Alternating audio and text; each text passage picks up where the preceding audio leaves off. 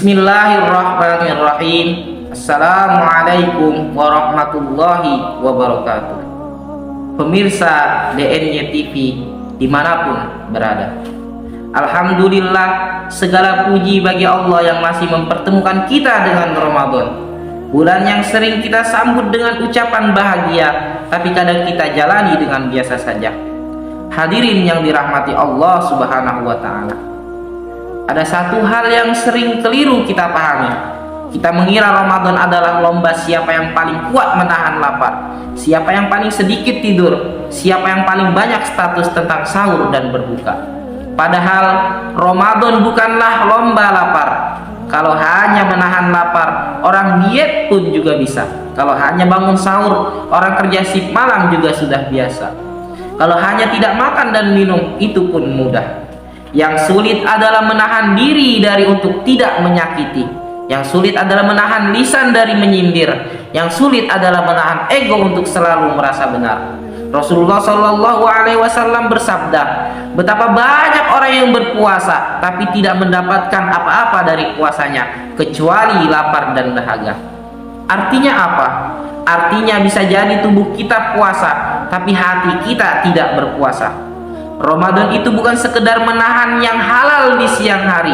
Ramadan adalah latihan meninggalkan yang haram di sepanjang hari. Kita berhenti makan karena Allah Subhanahu wa Ta'ala melihat. Harusnya kita juga berhenti gibah karena Allah mendengar. Kita berhenti minum karena Allah memerintahkan. Harusnya kita juga berhenti menyakiti karena Allah tidak menyukai.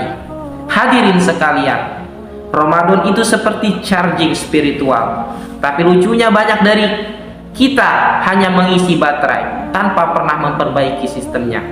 Kita rajin sholat taraweh tapi masih sulit untuk memaafkan. Kita khatam Al-Quran tapi masih mudah meremehkan orang. Kita bersedekah tapi masih suka pamer.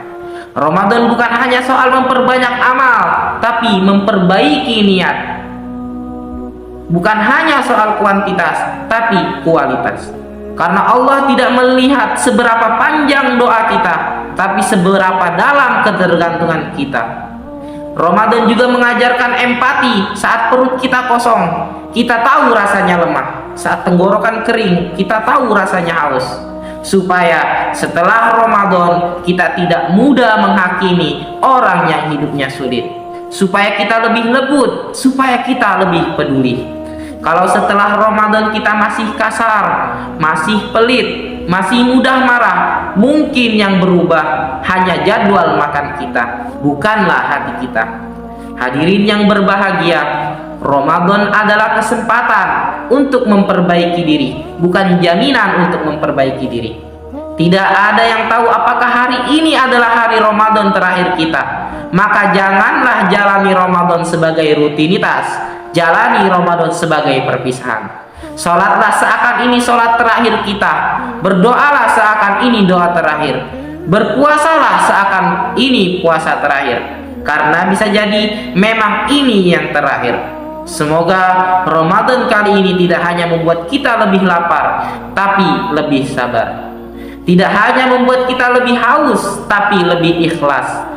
Tidak hanya membuat kita lebih ringan berat badan kita, tapi lebih ringan dosa kita. Wallahu a'lamu bissawab.